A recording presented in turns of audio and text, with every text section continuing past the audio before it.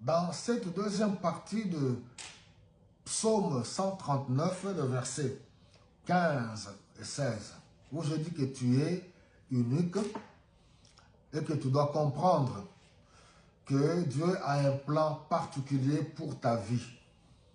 Même issu d'une même famille, êtes-vous au nombre de 3, 4, 5, 6, 8, 12?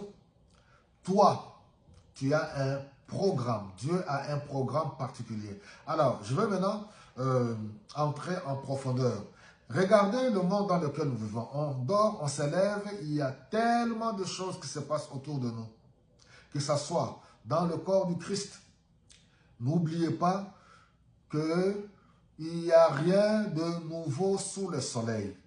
Le but de ce message, c'est pour nous encourager, vous encourager à demeurer fidèle à Dieu, à la parole.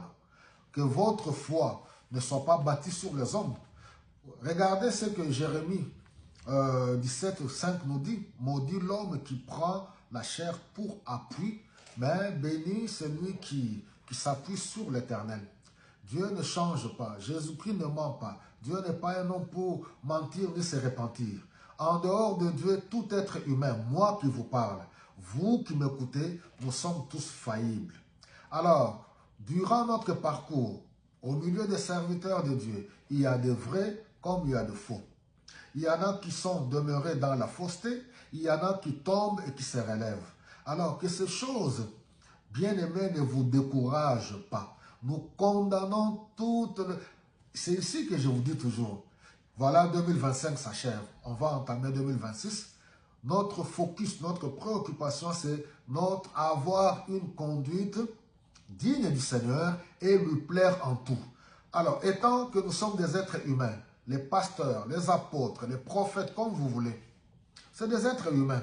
Il y en a par leur conduite, ils ont demeuré dans une conduite qui ne plaît pas au Seigneur. Vous le découvrez aujourd'hui. Ça fait très mal. Ça ternit l'image, ça décourage. Tous ces choses sont vrais. Et nous condamnons tout ce mauvais comportement des uns et des autres. Mais moi qui vous parle, vous qui m'écoutez, nul n'est parfait. Nous devons nous soutenir, prier Dieu pour ceux qui tombent pour qu'ils se relèvent. Mais maintenant, il ne faut pas venir mettre tout le monde dans le même sac. Ou pensant que du fait qu'il y a eu 5, 10, 15, 20 pasteurs qui ont un mauvais témoignage, ou bien qui tombent, qui se relèvent, et vous déduisez directement pour rejeter les promesses de Dieu, rejeter la parole de Dieu, ou remettre en cause vos promesses, ou remettre en cause votre avenir. C'est pour cela que je dis que dans ce psaume 139, Dieu dit qu'il te connaît. Quand il t'a tissé dans le ventre de ta mère, dans le sein maternel, il connaissait tous les jours de ta vie. Alors, il ne faut pas sortir de la parole et commencer à apporter des conclusions. Commencer à écouter les ennemis de la foi. Vous savez qu'il y a des ennemis de la foi chrétienne. Les ennemis de la parole, ceux qui ne croient pas. Chacun est libre de croire en quoi ou en qui il veut. Je m'adresse aux vrais enfants de Dieu. Dieu a quelque chose qu'il a prévu pour toi. N'apporte pas de conclusions hâtives, loin de là. Comme je vous ai dit, je vais être franc avec vous. Vous savez, dans le ministère, ce que Dieu attend de nous, c'est l'obéissance. Nous attacher à sa parole. Nous convertir convenablement. Nous attacher à Dieu. Le connaître et grandir dans la foi. Être des témoins de Jésus-Christ. Mais dans nos communautés, il s'avère que quand on prêche ça, les gens ne veulent pas. Les gens ont décidé de se fabriquer ou de se créer les prophètes à leur image. Quand on interpelle, on conseille, les gens pensaient qu'on était contre. Pensant que non, vous êtes jaloux. Parce que vous n'avez pas d'onction. Vous vous êtes fait vos propres idées des serviteurs de Dieu, des prophètes de Dieu, de l'onction de Dieu. Et pourtant, on vous a toujours prévenu. Dans la plupart des cas, je crois à la puissance du Saint-Esprit.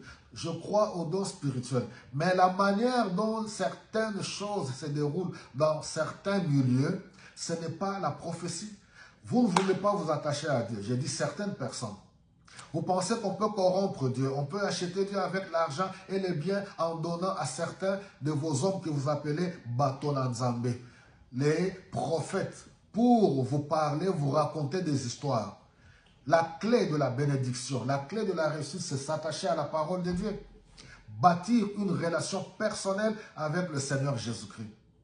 Et aujourd'hui, plusieurs pleurent. Mais qu'est-ce que vous voulez qu'on fasse? C'était vos choix. Nous n'acclamons pas ce mal-là.